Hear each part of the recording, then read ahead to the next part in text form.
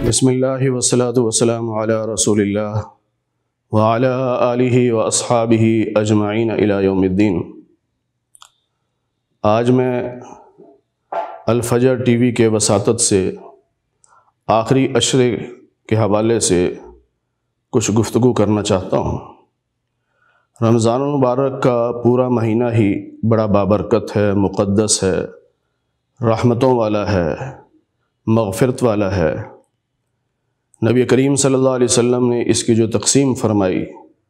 کہ پہلا عشرہ جو ہے وہ رحمت ہے، دوسرا عشرہ مغفرت ہے، اور تیسرا عشرہ جہنم سے آزادی کا ہے۔ اس پر بعض علماء نے فرمایا کہ انسانوں کے بھی 3 اقسام ہیں یا 3 کیٹیگریز ہیں کہ بعض تو بہت ہی نیک ہوتے ہیں کہ پہلے عشرے ہی سے ان پر رحمت برسنا شروع ہو جاتی ہے، اور دوسرا گروہ وہ ہوتا ہے کہ کبھی گناہ کیے کبھی نیکی کام کیا، درمیانے درجے کے وہ باعمل ہوتے ہیں۔ تو پہلا عشرہ جب رحمت ان پہ برستی رہتی ہے تو دوسرے عشرے میں وہ اس قابل ہو جاتے ہیں کہ اللہ کی طرف سے ان کے لیے مغفرت کا اعلان ہو جاتا ہے۔ اور ایک اور گناہگار قسم کا طبقہ ہوتا ہے کہ جو بہت ہی گناہگار ہو لیکن رمضان میں ان کو شوق ہوتا ہے عبادت کا، تو پہلے عشرے میں رحمت برستی رہی، ان کے کچھ حالات بدلے، پھر دوسرے عشرے میں اللہ کی مغفرت کے اعلان ہوتے رہے، تیسرے عشرے میں جا کے وہ بھی اس قابل ہو گئے کہ اللہ تعالیٰ نے انہیں جہنم سے آزادی کا رضا نامہ دے دیا۔ آخری عشرہ بہت اہم ہے اس حوالے سے کہ اس میں 2 عبادتیں بہت بڑی ہیں، ایک ہے اعتکاف اور ایک ہے لیلۃ القدر۔ لیلۃ القدر یہ بڑی مبارک رات ہے، قرآن کریم نے اس کے بارے میں فرمایا کہ لیلۃ القدر خیر من الف شہر، کہ لیلۃ القدر جو ہے یہ 1000 مہینے سے زیادہ بہتر ہے۔ یہ نہیں فرمایا کہ 1000 مہینے کے برابر، فرمایا اس سے بھی زیادہ بہتر۔ نبی کریم صلی اللہ علیہ وسلم نے بعض مواقع پر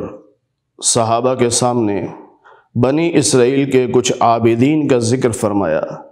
کہ 1000 مہینے تک روزے رکھتے رہے، 1000 مہینے تک ساری رات عبادت کرتے رہے، یا 1000 مہینے تک جہاد کرتے رہے۔ تو اس پہ صحابہ حیران ہوئے کہ یا رسول اللہ، ان کی تو عمریں بہت زیادہ تھیں، ہماری تو عمریں بہت تھوڑی ہیں، تو ہم اتنی عبادت تو نہیں کر سکتے۔ اس پہ اللہ تعالیٰ نے پھر یہ آیت نازل فرمائی کہ لیلۃ القدر خیر من الف شہر، کہ آپ کو ہم نے لیلۃ القدر دی ہے جو 1000 مہینوں سے زیادہ بہتر ہے، یعنی ان لوگوں کے 1000 مہینے کی جو عبادت ہے آپ کو اس 1 مہینے کی عبادت پر ان سے زیادہ اجر ملے گا۔ اور بعض علماء نے لکھا کہ اس کا مطلب یہ ہے کہ لیلۃ القدر، قدر والی رات، کہ جو اس رات میں عبادت کرتا ہے اللہ کے ہاں اس کی بڑی قدر ہوتی ہے، اللہ اس کو قدر کی نگاہ سے دیکھتا ہے، اس کو بلندیاں عطا کرتا ہے۔ اور بعض علماء نے یہ فرمایا کہ اس کا یہ مطلب ہے کہ 1000 مہینے تک انسان عبادت کر کے جتنا اللہ کا قرب پاتا ہے وہ اس ایک رات کی عبادت پر اسے قرب مل جاتا ہے۔ یہاں میں ایک اور اشارہ کر دوں کہ ہمارے معاشرے میں لیلۃ القدر کو جاگنے کی رات کہا جاتا ہے، حالانکہ جاگنے کی رات کا کوئی تصور نہیں ہے اسلام میں عبادت کا تصور ہے۔ یہ جو لیلۃ القدر ہے یہ صرف جاگ کر گزارنا یہ کمال نہیں ہے، اصل کمال یہ ہے کہ اس رات میں عبادت کی جائے، اللہ کو منایا جائے اور اللہ کی خوشنودی حاصل کی جائے، اصل چیز یہ ہے۔ نبی کریم صلی اللہ علیہ وسلم اپنے گھر سے باہر تشریف لائے، مسجد نبوی میں تشریف لا رہے تھے، تو راستے میں 2 مسلمان جھگڑ رہے تھے، آپ ان کا جھگڑا نمٹانے کے لیے وہاں ٹھہرے، تو اللہ تعالیٰ نے آپ کو لیلۃ القدر کی جو تعیین تھی وہ بتا دی تھی کہ فلاں تاریخ لیلۃ القدر ہوا کرے گی۔ تو نبی علیہ السلام خوشی خوشی بتانے آ رہے تھے، لیکن 2 مسلمانوں کے جھگڑے کی وجہ سے اس میں ایسے مشغول ہوئے کہ اللہ تعالیٰ نے ذہن سے وہ تعیین اٹھا لی۔ اس میں اللہ کی حکمتیں ہیں بہت ساری، لیکن اللہ نے سبب بتا دیا۔ تو نبی علیہ السلام نے خطبہ دیا اور فرمایا کہ میں گھر سے نکلا تھا کہ آپ لوگوں کو بتاؤں کہ لیلۃ القدر کون سی رات ہوتی ہے، لیکن دو مسلمان آپس میں لڑ رہے تھے، ان کی صلح کرانے کے لیے میں رکا تو میرے ذہن سے یہ تعیین اٹھا لی گئی، اس لیے اب تم ان کو اس رات کو طاق راتوں میں تلاش کرو، آخری عشرے کی جو طاق راتیں ہیں اب ان میں تلاش کرو، 21ویں، 23ویں، 25ویں، 27ویں، 29ویں۔ یہاں سے ایک تو یہ آپ نے بتا دیا کہ دیکھو مسلمانوں کی آپس کی لڑائی کا اتنا بڑا نقصان ہوتا ہے کہ لیلۃ القدر جیسی عبادت کی رات وہ ہم سے چھین لی جاتی ہے، یعنی ہم سے وہ تعین اٹھا لی جاتی ہے، وجہ کہ تم آپس میں کیوں لڑے ہو۔ تو اس لیے آپس کی لڑائی بہت خطرناک ہے۔ ایک حدیث پاک میں یوں بھی آتا ہے کہ آپس کی لڑائی دین کو ایسے صاف کر دیتی ہے جیسے اس طرح سر کے بالوں کو صاف کر دیتا، تو آپس کی لڑائیوں سے بچنا چاہیے۔ اب یہ رہی بات کہ لیلۃ القدر عبادت کی رات تو ہے، لیکن ہمیں کیسے پتہ چلے گا کہ یہ لیلۃ القدر ہے؟ اس کے لیے نبی کریم صلی اللہ علیہ وسلم نے جو ہمیں حکم دیا کہ طاق راتوں میں تلاش کرو۔ تلاش کرنے کا یہ مطلب نہیں ہے کہ ہم ساری رات بیٹھے رہیں اور نشانیاں دیکھتے رہیں، جیسے بعض احادیث میں نشانیاں ہیں کہ وہ رات اعتدال والی ہوگی، نہ زیادہ گرم ہوگی نہ زیادہ ٹھنڈی ہوگی، اور موسم بھی کھلا ہوا ہوگا، صبح کو سورج جب طلوع ہوگا تو زیادہ اس کی کرنیں نہیں ہوں گی، اس طرح کی اور بھی کئی نشانیاں ہیں۔ لیکن اس کا یہ مطلب نہیں ہے کہ ساری رات بیٹھ کے ہم تبصرے کریں اور آپس میں باتیں کریں کہ آج کی رات وہی لگتی ہے، فلانی نشانی آج نظر آ رہی ہے، آج فلانی نشانی نظر آ رہی، یہ مقصد نہیں ہے۔ یہ ہم نے ایک اپنے آپ کو غلط سمت میں چلا لیا ہے۔ مقصد یہ تھا کہ ان طاق راتوں میں خوب عبادت کرو، کوئی ایک رات تو لیلۃ القدر ہوگی نا، تو جو ایک رات لیلۃ القدر کی ہوگی اس پہ آپ کو ثواب مل جائے گا، تو مقصد تو یہ تھا۔ لیکن ہم لوگوں نے صرف تلاش کرنے کے چکر میں جاگتے رہنا ہے، عبادت نہیں کرنی، حالانکہ مقصد عبادت ہے، اللہ کو راضی کرنا ہے۔ حدیث پاک میں ہے کہ جو شخص عشاء کی نماز جماعت سے پڑھ لے وہ ایسے ہے گویا اس نے آدھی رات عبادت کر لی، اور جس نے فجر کی نماز جماعت سے پڑھی وہ ایسے ہے گویا اس نے آدھی رات عبادت کر لی۔ تو جب دونوں نمازیں یعنی عشاء اور فجر جماعت سے پڑھ لی تو وہ ایسے ہے گویا اس نے ساری رات عبادت کر لی۔ تو اگر کوئی شخص اس کی عشاء کی نماز جماعت سے پڑھ کے سو جائے، نہ جاگے، اور پھر فجر کی نماز جماعت سے پڑھ لے تو ساری رات کی عبادت کا ثواب مل جائے گا۔ بہتر تو ہے کہ جاگے اور عبادت کرے، لیکن اگر کوئی نہیں کر سکتا، کوئی مجبوری ہے، تو 2 جماعتیں کم از کم یہ نمازیں جماعت سے پڑھ لے تاکہ لیلۃ القدر کا ثواب مل جائے۔ اب یہ لیلۃ القدر کی طاق راتوں میں جاگنا خاص طور پہ گھروں میں بڑا مشکل ہوتا ہے، شور شرابہ ہے، بچے کھیل رہے ہیں، تلاوت کا موقع نہیں مل رہا، نوافل کا موقع نہیں مل رہا، ذکر اذکار کا موقع نہیں مل رہا۔ تو اس کے لیے اللہ تعالیٰ نے بہترین انتظام یہ فرما دیا ہے کہ آخری عشرہ اعتکاف میں بیٹھ جاؤ تو لیلۃ القدر کا ثواب بھی تمہیں مل جائے گا۔ جو اللہ کے گھر میں آ گیا، اب اللہ تعالیٰ جب ثواب بانٹیں گے تو ایسا تو نہیں ہوگا کہ اعتکاف میں بیٹھنے والے سے کہیں کہ تو لیلۃ القدر میں جاگا نہیں تھا، تجھے ثواب نہیں مل رہا، باقیوں کو میں ثواب دے رہا ہوں۔ بھائی جب وہ رب کا مہمان ہے تو اللہ مہمان کو تو پہلے دے گا، اور مہمان کو تو بغیر مشقت کے عزت دی جاتی ہے، اس کی تواضع کی جاتی ہے۔ تو جب اللہ کے گھر میں اعتکاف کی نیت سے بیٹھ جائیں گے تو گویا ہم اللہ کے مہمان بن گئے۔ اب یقینی بات ہے کہ لیلۃ القدر کا ثواب مل جائے گا، ظاہر اللہ کے گھر میں تو ہوگا نا، باہر تو نہیں ہے۔ پھر حدیث پاک میں یہ ہے کہ یہ جو اعتکاف بیٹھنے والا انسان ہے مسلمان، اس کے 2 بڑے فائدے ہیں۔ ایک تو یہ کہ گناہوں سے محفوظ رہے گا، ظاہر اللہ کے گھر میں بیٹھ کے کچھ تلاوت کرے گا، کچھ نماز پڑھے گا، ذکر اذکار کرے گا یا سو جائے گا، بس گناہ تو نہیں کرے گا، گناہ سے بچ جائے گا۔ اور دوسرا فائدہ یہ ہے کہ باہر رہتے ہوئے یعنی مسجد سے باہر رہتے ہوئے جو وہ نیکی کے کام کرتا تھا، مثلا اپنے گھر والوں کے لیے یا ہمسایوں کے لیے یا کسی اور کے لیے باہر سے کوئی افطاری کا سامان لا دیتا تھا، یا جنازے میں شریک ہو جاتا تھا، یا کوئی بیمار ہوتا تھا اس کی عیادت کو جاتا تھا، یا کوئی فوت ہوتا اس کے جنازے میں جاتا تھا، یا تدفین میں شریک ہوتا تھا، اس طرح کے کئی کام وہ اعتکاف بیٹھنے سے پہلے کیا کرتا تھا، لیکن اب وہ چونکہ اعتکاف بیٹھ گیا تو اب وہ باہر نکل نہیں سکتا، تو اللہ تعالیٰ اس کو وہ سارا ثواب عطا فرماتے رہیں گے جو اعتکاف سے پہلے وہ کیا کرتا تھا، اس کو یہ ثواب ملتا رہے گا۔ تو کتنا فائدہ ہے، گناہوں سے بھی انسان بچ گیا اور مفت میں بہت ساری نیکیاں اس کو مل گئیں۔ اب اعتکاف ہے کیا، اس کو سمجھیے۔ اعتکاف کہتے ہیں کہ مسلمان اپنے آپ کو اللہ کے گھر میں بند کر لے کہ گھر سے باہر نہیں نکل، یعنی مسجد سے باہر نہیں جانا۔ مساجد میں عموماً آپ دیکھتے ہیں کہ ایک ہال ہوتا ہے، پھر برآمدہ ہوتا ہے، پھر صحن ہوتا ہے۔ صحن کے بعد جوتوں کی جگہ آ جاتی ہے جہاں جوتے اتارے جاتے ہیں، یا واش روم آ جاتے ہیں، یا وضو کی جگہ آ جاتی ہے، یا بعض کوئی اسٹور وغیرہ آ جاتا ہے، یا بعض مساجد میں پارک بنا دیا جاتا ہے جو مسجد کی حد سے باہر ہوتا ہے۔ بظاہر لوگ یہی کہیں گے کہ یہ مسجد کا پلاٹ ہے سارا، لیکن اصل مسجد وہ ہوتی ہے جس میں جماعت کروائی جاتی ہے، جہاں تک صفیں بنتی ہیں۔ پھر اگر باہر صفیں جائیں وہ الگ چیز ہے۔ تو جب وضو کی جگہ آ گئی یا جوتوں کی جگہ آ گئی تو یہ جگہ اس مسجد سے خارج ہے، اس کو مضافات مسجد کہتے ہیں کہ یہ مسجد کی ضروریات کی جگہ ہے لیکن وہ اصل مسجد نہیں ہے۔ تو ان جگہوں پر اعتکاف والا نہیں آ سکتا، بس مسجد کا حال ہے یا برآمدہ ہے یا جو صحن ہے وہاں تک رہے گا، جوتوں کی جگہ سے پیچھے پیچھے رہے، وضو کی جگہ سے پیچھے پیچھے مسجد کے اندر رہے، اور یہ اعتکاف کہلائے گا۔ پھر اعتکاف کی 3 قسمیں ہیں۔ اصل تو ہے سنت اعتکاف، جو رمضان مبارک کے 20ویں روزے کو غروب آفتاب سے پہلے پہلے مسجد میں داخل ہو گیا، اعتکاف کی نیت کر لی، اس کا یہ اعتکاف سنت ہو گیا۔ اب یہ سنت کفایہ بھی ہے کہ پوری بستی میں سے اگر ایک شخص بھی اعتکاف بیٹھ جائے تو سب کی طرف سے گویا سنت ادا ہو گئی، اور اگر کوئی بھی نہ بیٹھا تو پھر گویا ساری بستی والے گناہگار ہوں گے کہ انہوں نے نبی کی اس سنت کو پورا کیوں نہیں کیا، تو اس کو سنت اعتکاف کہتے ہیں۔ پھر اگر یہ وقت گزر گیا، 20ویں روزے کا غروب آفتاب کا وقت گزر گیا، روزہ کھل گیا، اب اگر کوئی شخص آتا ہے تو اب اس کا وہ اعتکاف سنت اعتکاف نہیں کہلائے گا،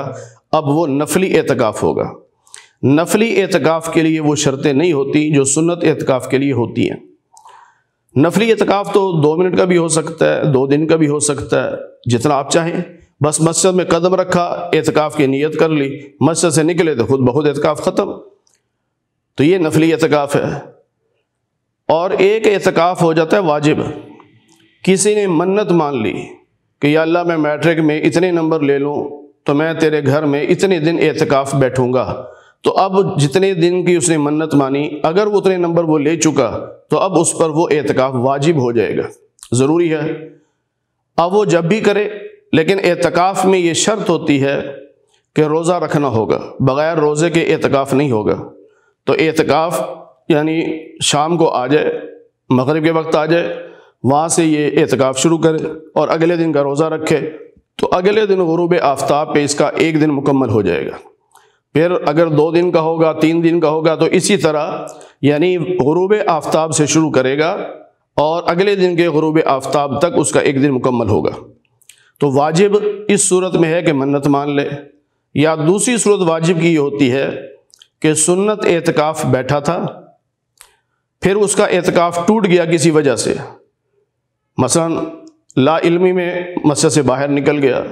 یا جان بوجھ کے نکل گیا، تو جس دن وہ مسجد کی حد سے باہر نکلا ہے اس دن کا اس کا اعتکاف ٹوٹ گیا۔ اگر اس عشرے میں 1 دفعہ یا 2 دفعہ ایسا کیا ہے تو 1 دن کیا ہے تو 1 دن کا اعتکاف اس کے ذمہ واجب ہے، اگر 2 مرتبہ ایسا ہوا ہے تو 2 دن کا اعتکاف اس پہ واجب ہو جائے گا۔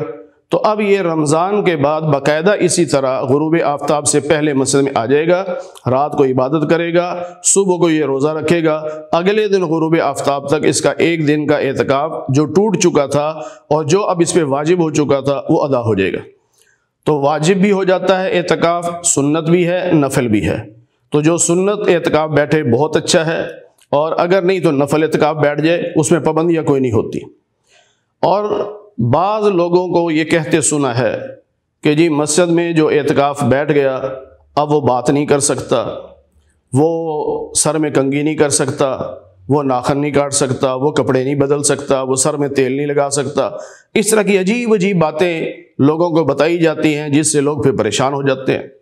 پھر وہ کہتے ہیں جی پردہ لگاؤ، یعنی ایک کیبن بنا لو کپڑے کا، بس اسی میں رہو، صرف فرض نماز کے لیے باہر نکلو اور اس وقت اپنا چہرہ اچھی طرح ڈھانپ لو، کوئی دیکھ ہی نہ سکے۔ یہ سب فضول باتیں ہیں، شریعت کے اس سے کوئی تعلق نہیں۔ آپ نے مسجد کی حد کے اندر رہنا ہے، اس کے لیے علیحدہ سے کیبن بنانا وہ ضروری نہیں ہے۔ وہ تو ہوتا ہے اپنی تنہائی کے لیے کہ کسی وقت آرام کرنا ہے تو ایسے ہی مسجد میں لیٹا ہوگا، لوگ آ جا رہے ہوں گے تو وہ پریشانی ہوگی، تو وہ علیحدہ اگر کیبن بنا ہوا ہے اس میں آرام سے جا کے لیٹ گیا، یا اپنا علیحدہ مطالعہ کر رہا ہے، اپنی تلاوت علیحدہ سے کر رہا ہے تاکہ دوسرے ڈسٹرب نہ ہو، تو اس کے لیے ہے، ورنہ یہ اعتکاف کا حصہ نہیں ہے۔ تو باتیں بھی کر سکتا ہے، گھر سے کوئی آ گیا، والد آ گیا، بھائی آ گیا، اولاد آ گئی، باتیں کر سکتے ہیں، حال احوال پوچھ سکتے ہیں، فلاں کا کیا حال ہے، فلاں کا کیا حال ہے۔ اگر کوئی مشورہ بھی کرنا ہو تو مشورہ بھی کیا جا سکتا ہے، حتیٰ کہ اگر کوئی بچہ اسٹوڈنٹ ہے تو وہ اپنی بکس ساتھ لے آئے، اعتکاف میں بیٹھ کر اپنی اسٹڈی وہ کر سکتا ہے، پڑھ سکتا ہے، اس کے اعتکاف پہ کوئی حرف نہیں آئے گا۔ اب بعض جگہ کیا ہوتا ہے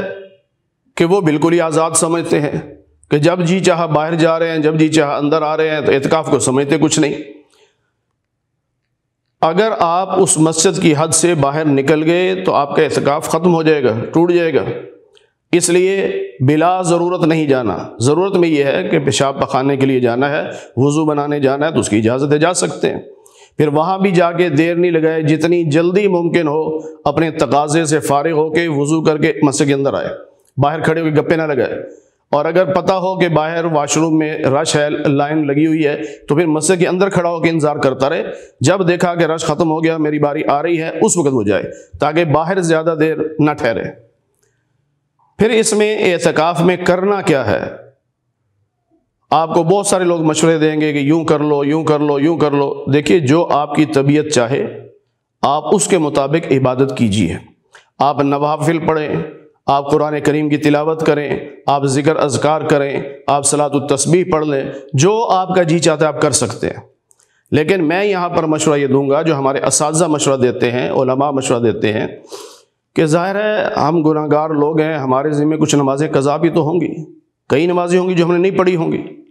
اب اس کی تعداد بھی ہمیں یاد نہیں ہوگی، تو ہم صرف بیٹھ کے سوچ لیں کہ جب سے میں جوان ہوا ہوں اس وقت سے اب تک میری کتنی ایج ہے، اور زیادہ تر کون سی نماز میری چھوٹتی تھی، اندازاً وہ کتنی نمازیں چھوٹی ہوں گی اتنی وہ لکھ لے کہ فجر اتنی چھوٹی ہوگی، ظہر اتنی چھوٹی ہوگی، عصر اتنی چھوٹی ہوگی۔ جتنی نمازیں دماغ پہ آ رہی ہیں کہ اندازہ یہ ہے کہ اتنی چھوٹی ہوں گی، اتنی وہ لکھ لے۔ اب وہ بہترین موقع ہے کہ اللہ کے گھر میں آیا ہوا ہے، مصروفیت اور کوئی نہیں ہے، اللہ کا مہمان ہے، تو اسے چاہیے کہ اپنی قضا نمازیں پوری کر لے، کیونکہ جو نماز رہ گئی ہے جب تک وہ پڑھیں گے نہیں وہ ادا نہیں ہوگی اور وہ گناہ سر پہ رہے گا۔ اور نفل یہ تو ضروری نہیں ہے، یہ تو نفلی عبادت ہے، اس کے نہ پڑھنے پر گناہ کوئی نہیں، اور جو فرض نماز تھی اس کے چھوڑنے پر گناہ ہے، لہٰذا ان نمازوں کو پہلے پورا کر لیں۔ جب وہ پوری ہو جائیں، تسلی ہو جائے کہ جی ہاں میرے ذمہ کوئی نماز نہیں، اب نوافل پڑھیں، پھر جتنے پڑھ سکتے ہیں آسانی کے ساتھ جتنی نوافل پڑھ سکتے ہیں پڑھیں، قرآن کی تلاوت بھی کریں۔ سب سے بہترین ذکر قرآن کریم کی تلاوت کا ہے، اور ہم لوگ اتنا ہی قرآن سے دور ہیں۔ یہ ہماری بدقسمتی ہے کہ ہم ہزار ہزار دانے کی تسبیح لے لیں گے، اس کو تو ہم پڑھ لیں گے لیکن قرآن کا ایک ورق نہیں پڑھیں گے، یہ ہماری بدنصیبی ہے۔ اگر کسی کو قرآن پڑھنا نہیں آتا تو اعتکاف کے دنوں میں بہت اچھا موقع ہوتا ہے کہ اپنے امام صاحب سے یا کسی قاری صاحب سے کہہ لیں کہ میں اعتکاف بیٹھا ہوا ہوں، مجھے کوئی قرآن ہی سکھا دو، زیادہ نہیں تھوڑا سیکھ لو، کوئی 2-4 صورتیں سیکھ لو، لیکن سیکھ تو لو کہ تاکہ قرآن کریم صحیح طریقے سے پڑھنا آ جائے۔ تو یہ اعتکاف میں اس طرح کی عبادات کا اہتمام کرنا چاہیے۔ اب اعتکاف سے فائدہ یہ ہوگا کہ لیلۃ القدر آپ کو مل جائے گی۔ آپ نے تو 10 دن رہنا ہے، تو طاق راتیں جو آئیں گی ان طاق راتوں میں جو رات بھی لیلۃ القدر کی ہوگی، آپ تو اللہ کے گھر میں تھے، عبادت میں مشغول تھے، آپ کو ثواب مل جائے گا۔ تو اس لیے اعتکاف میں بیٹھیں، اس کا اہتمام کریں۔ مرد حضرات مسجد میں اعتکاف بیٹھیں گے، اور عورتوں کے لیے اعتکاف گھر میں ہے۔ اگر گھر میں کوئی جگہ بنا رکھی ہے جہاں وہ عموماً نماز پڑھتی ہے تو وہیں پر وہ پردہ لگا کے نیت کر لے کہ یہ میری مسجد ہے، میں یہاں نماز پڑھ رہی ہوں۔ اگر وہ نہیں تو پھر کسی اور کمرے کی نیت کر لے، تو اس کمرے میں جا کے وہ اعتکاف بیٹھ جائے۔ اب عورت کے لیے بھی ایسی ہی آسانیاں ہیں کہ جتنی اسے نیت کر لی ہے کہ یہ کمرہ ہے یا یہ اتنا حصہ جو کپڑا لگا لیا ہے یہ میری مسجد ہے، میں یہاں بیٹھی ہوں، اس کے اندر رہتے رہتے وہ اپنی بیٹیوں کو بلا سکتی ہے، ان کو ہدایات دے سکتی ہے کہ بیٹا سبزی کاٹ لو، بیٹا پھل کاٹ لو، بیٹا یہ پکا لو، بیٹا یہ کر لو۔ اور اگر خود بھی تعاون کرنا چاہے وہیں بیٹھے بیٹھے سبزی بنا کے دے سکتی ہے، وہیں بیٹھے بیٹھے پھل کاٹ کے دے سکتی ہے۔ اگر کسی گھر میں مطلب وقت تھوڑا ہے، کام زیادہ ہے، کرنے والے نہیں ہیں تو وہ کر سکتی ہے، ورنہ اپنی بچیوں کو بلا کر مشورہ دے کر ان سے کام لے سکتی ہے۔ اب ایک چیز یہاں پر جو بہت اہم ہے اس کو یہ سمجھ لینا چاہیے کہ ہم لوگ عموماً اپنی ذات کے لیے دعائیں بہت کرتے ہیں، باقی مسلمان بہن بھائیوں کو بھول جاتے ہیں، جبکہ اعتکاف بیٹھنے والا اپنے آپ کو اللہ کا مہمان سمجھے اور اپنے پورے علاقے کا وکیل سمجھے کہ میں پورے علاقے کی طرف سے وکیل بن کر رب کے گھر میں آیا ہوں، میں نے صرف اپنی نہیں اپنے پورے علاقے والوں کی مغفرت کروانی ہے، دعائیں کرنی ہے، یا اللہ مجھے بھی معاف کر، میرے ماں باپ کو بھی معاف کر، ان تمام علاقے والوں کو معاف کر۔ اول تو پوری امت کی دعائیں کرے، تمام مسلمان مرد و عورت کے لیے دعا کرے، نیت جتنی بڑی ہوگی اللہ تعالیٰ اتنا بڑا ثواب دیں گے، لیکن کوشش یہ ہو کہ اپنے سے دعا شروع کی جائے، جیسے ہم نماز میں پڑھتے ہیں کہ رب اجعلنی مقیم الصلاۃ ومن ذریتی ربنا وتقبل دعا ربنا اغفر لی ولوالدی وللمؤمنین یوم یقوم الحساب، کہ اللہ پہلے میری مغفرت فرما دے، میرے ماں باپ کی مغفرت فرما دے، پھر مومنوں کی مغفرت فرما دے۔ اسی طرح ہم اعتکاف میں بھی اپنی دعاؤں میں اپنے پورے علاقے کو یاد رکھیں، اپنے پورے ملک کو یاد رکھیں، اپنی عوام کو یاد رکھیں، اپنے رشتہ داروں کو یاد رکھیں، اور یہ سمجھیں کہ میں صرف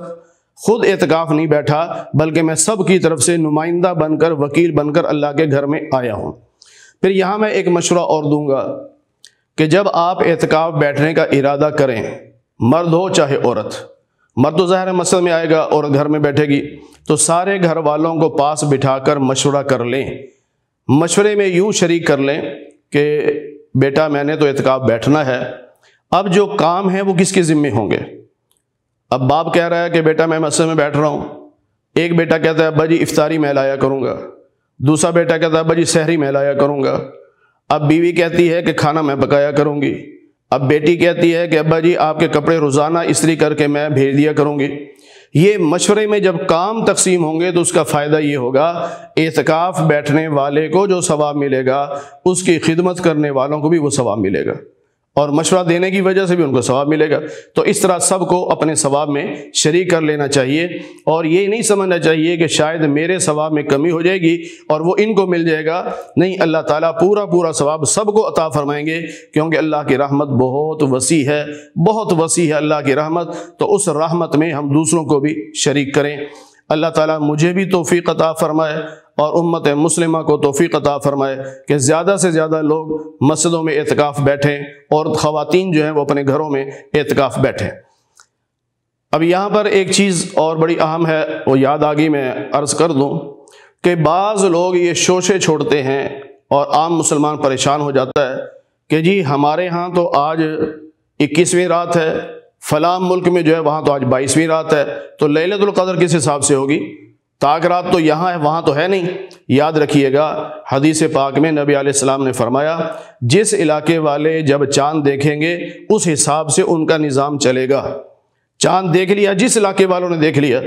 تو ہم نے اگر دیکھ لیا اور ہمارے ہاں آج 21 ہے، کسی ملک میں 22 ہے، کسی میں 23 ہے، تو جس ملک میں جو تاک رات ہوگی اس کے حساب سے لیلۃ القدر ہوگی۔ اللہ تعالیٰ ہر علاقے والوں کو الگ سے ثواب عطا فرمائیں گے۔ یہ ضروری نہیں ہے کہ پوری دنیا میں تاک رات ایک ہوگی تو لیلۃ القدر ہوگی، نہیں، اور یہ بھی ضروری نہیں ہے کہ اگر 21ویں کو لیلۃ القدر یہاں پہ ہے تو دوسرے ملک میں بھی 21 ہی کی رات کو لیلۃ القدر ہوگی۔ بعض جگہ ہو سکتا ہے کہ پاکستان میں اللہ تعالیٰ 25ویں کو لیلۃ القدر بنا دے، اور سعودیہ میں اللہ تعالیٰ 27ویں کو لیلۃ القدر بنا دے، کسی اور ملک میں 23ویں کو لیلۃ القدر بنا دے، اللہ بنا سکتا ہے۔ اس لیے ہمیں تاک راتوں میں عبادت کر کے بے فکر ہو جانا چاہیے کہ کوئی نہ کوئی رات تو ان میں سے ہے جو لیلۃ القدر ہے، اور اللہ سے دعا کر لیں کہ اللہ تعالیٰ ہمیں اس کا ثواب عطا فرما دے۔ وآخر دعوانا ان الحمد للہ رب العالمین۔